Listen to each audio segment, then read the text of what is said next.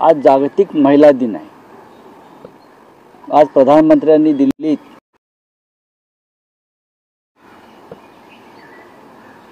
महिलांसोबत एक कार्यक्रम केलेला आहे। म्हणजे मी कसा आम्ही कसे महिलांचे रक्षक आहोत, आम्ही कसं महिलांची काळजी घेतो, अशा प्रकारची कार्यक्रम करून महिला दिनाच्या निमित्ताने नक्की प्रसिद्धी दिली जाते सरकारच्या कार्यक्रमांना। पण महाराष्ट्राची अवस्था जर आपण पाहिली गेल्या काही महिन्यातली, तर या महाराष्ट्रामध्ये महिलांवर होणारे अत्याचार हे देशात सर्वाधिक आहेत। मंत्री त्याच्यामध्ये सामील आहेत, सरकारी पक्षाचे लोक सामील आहेत, पोलिसांवर दबाव आहे। लाडकी बहीण योजनेसारख्या माध्यमातून 1500 रुपये तुम्हाला दिले म्हणजे महिला सुरक्षित आहेत आणि आम्ही महिलांचे हितरक्षक आहोत,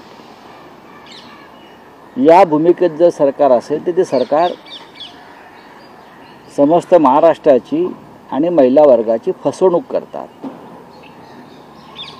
आणि लाडकी बहीण योजना ही सुद्धा किती फसवी आहे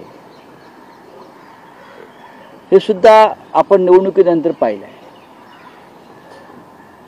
2100 रुपये देणार होते लाडक्या बहिणींना, निवडणुकीनंतर ताबडतोब आता संबंधित खात्याच्या ज्या मंत्रीबाई आहेत त्याही महिलाच आहेत, त्यांनी ते शक्य नाही सांगितलं।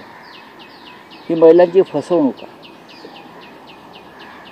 मला काल काही वृद्ध कलाकार भेटले ज्यांना सरकारतर्फे महिन्याला एक ठराविक मानधन मिळतं वृद्ध कलाकारांना।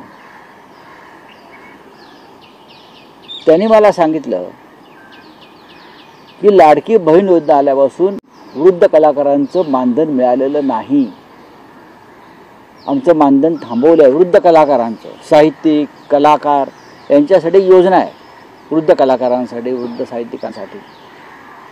लाडकी बहीण आल्यापासून, ही योजना आल्यापासून वृद्ध कलाकारांना मानधन नाही, पेन्शन नाही, काही नाही। ही अवस्था या राज्याची आर्थिक अवस्था